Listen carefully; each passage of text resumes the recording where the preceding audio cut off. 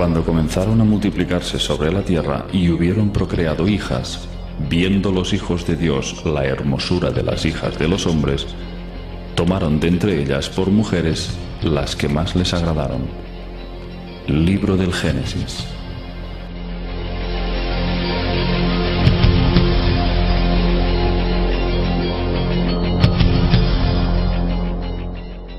Hace unos 13.000 años, los jóvenes astronautas Anunnaki se sintieron sexualmente atraídos por las hijas de los hombres y tuvieron relaciones carnales con ellas.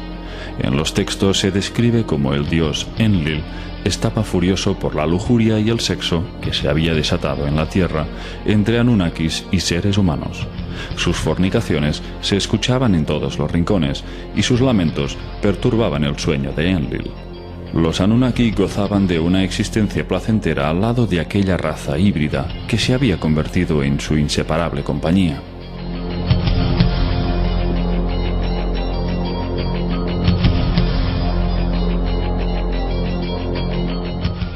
Enlil entró en cólera, hastiado por la dependencia que sus congéneres sentían por los humanos. Impotente al no poder controlar la situación, exclamó: «Destruiré al habitante de la tierra que he creado y lo echaré de la faz de la tierra». Pero Enlil no tuvo que idear ningún sistema para aniquilar a la especie humana. Una catástrofe de grandes proporciones se cernía sobre la tierra. Los planes de Enlil se verían materializados pronto y llegarían en bandeja, sin tener que hacer nada. El clima de la Tierra estaba cambiando y se perfilaba una nueva era glacial. Las cosechas se diezmaban, el frío era cada vez más gélido y las lluvias escaseaban. El hambre se extendió por toda la Tierra y los dioses Anunnaki, por mandato de Enlil, no ofrecieron ninguna ayuda. Enki proclamaba piedad para los pueblos hambrientos, pero la crueldad de su hermano imperó con mano firme.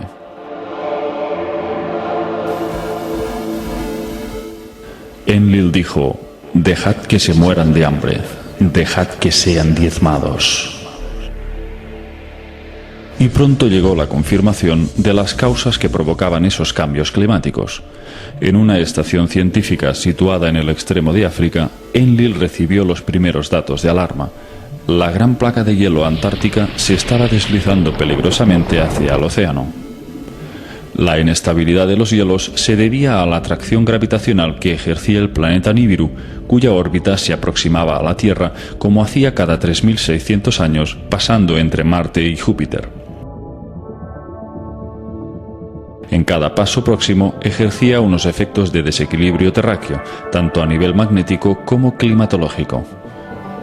Si en otras ocasiones se habían producido violentos terremotos, en esta ocasión el enorme casquete del Polo Sur que se había creado capa tras capa peligraba de volverse inestable. El peso de la fricción en su base provocó un calor que la atracción de Nibiru podía hacerlo tambalear. Enlil debió de sentir una gran satisfacción cuando la estación científica reveló que una vez la capa de hielo se hubiera desprendido totalmente hacia el océano, provocaría unos oleajes tan grandes que llegarían a sumergir al planeta entero bajo las aguas.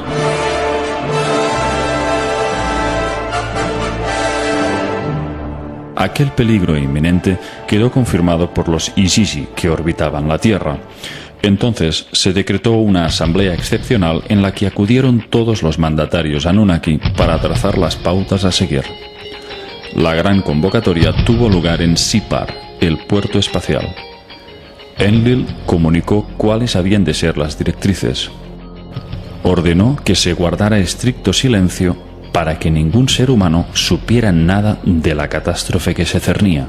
De este modo, se lograría la total aniquilación del ser humano en el planeta. Por supuesto, Enki protestó enérgicamente y se opuso a obedecer sus órdenes, pero ante la furia creciente de Enlil, finalmente cedió y prometió guardar total silencio. Al mismo tiempo, se preparaban varias naves para partir. Los Anunnaki tampoco sobrevivirían al desastre si permanecían en tierra firme. Su plan consistía en esperar el momento exacto para abandonar el planeta y dejar que las aguas arrasaran toda forma de vida. Alrededor del año 2900 a.C., en la ciudad de Shuruppak, un hombre había sido elevado a la condición de rey. Su nombre, Ziusudra.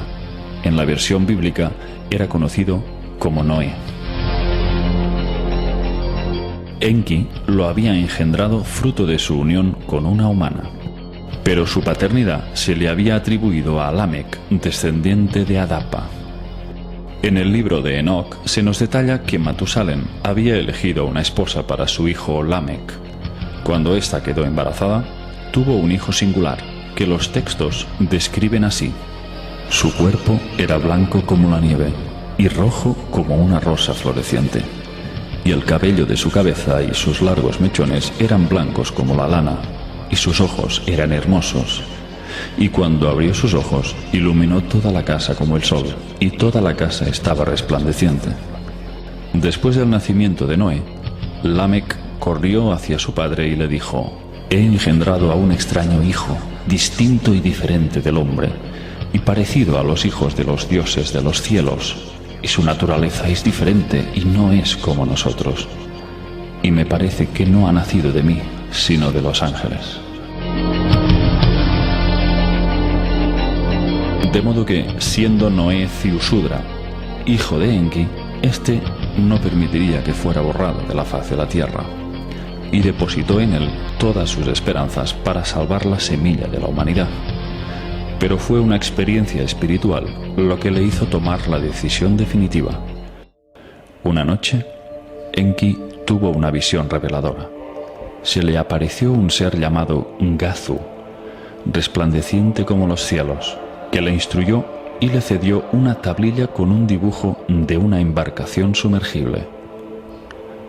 Estas fueron sus palabras: ahora toma el hado en tus manos para que los terrestres hereden la tierra. Llama a tu hijo Ziusudra, revélale la inminente calamidad sin romper el juramento. Dile que construya una embarcación que pueda soportar la avalancha de agua, una embarcación sumergible, semejante a la que te muestro en esta tablilla, que se salven él y su familia, y que lleve también la simiente de todo lo que sea valioso, sea planta o animal. Esa es la voluntad del Creador de todo.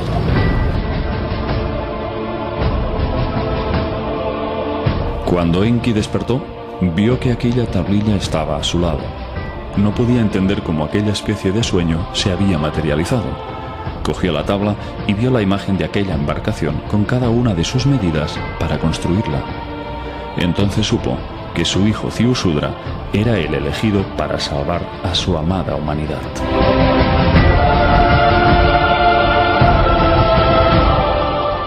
Enki entró en acción y lo hizo de una forma indirecta y sutil, penetrando en lo más hondo del subconsciente de Ziusudra, a través de sueños en los que le dio las instrucciones pertinentes para construir aquella arca que los tenía que salvar. Una noche, Enki se acercó hacia las estancias donde dormía Ziusudra y le habló a través de una pantalla de juncos. Estas fueron sus palabras: abandona tu casa, construye una embarcación, renuncia a tus posesiones, salva la vida. El aparejo tiene que ser muy fuerte, la brea fuerte y espesa para que no entre el agua.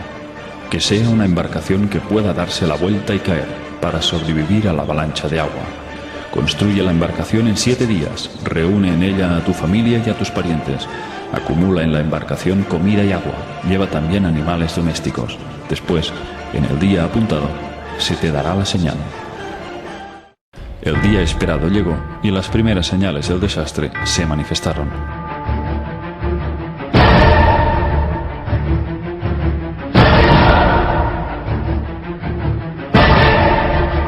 Esta es la narración literal de los textos sumerios. Con el resplandor del amanecer, una nube negra se levantó por el horizonte. La luz de la mañana se convirtió en oscuridad, como si la sombra de la muerte la velara. Después se oyó como un estruendo de truenos y los cielos se encendieron con los rayos.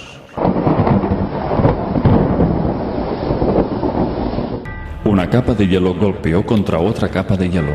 De pronto se levantó una gran ola. La muralla de aguas llegaba hasta los mismos cielos. Una tormenta de una ferocidad nunca vista se puso a bramar en el fondo de la tierra. Cuando la ola llegó a Shuruppak, se tragó a la embarcación como un abismo de agua.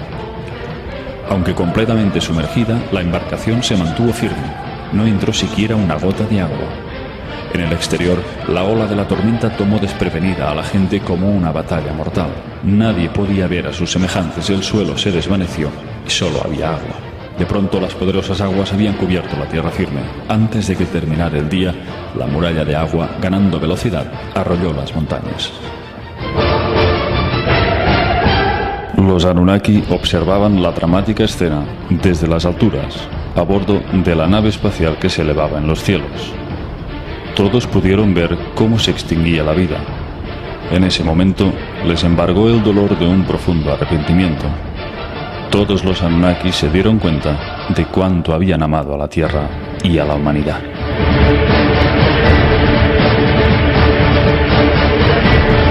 Todos lloraron, se sentaron y gritaron de impotencia y dolor.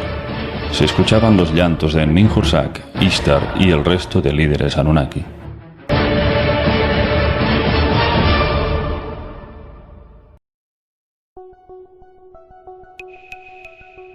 Después de 40 días, las aguas descendieron y los Anunnaki comenzaron a tomar tierra.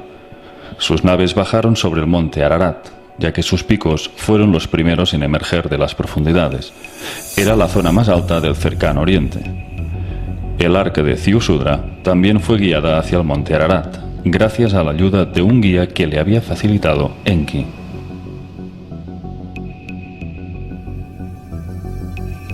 Cuando aterrizó la nave de Enlil, este vio llegar a Ziusudra con su embarcación hacia el monte. Enlil estalló de ira al ver que la semilla de la humanidad se había salvado. No podía tolerar que un pequeño grupo de humanos hubieran sobrevivido. Pero Enki consiguió persuadirle.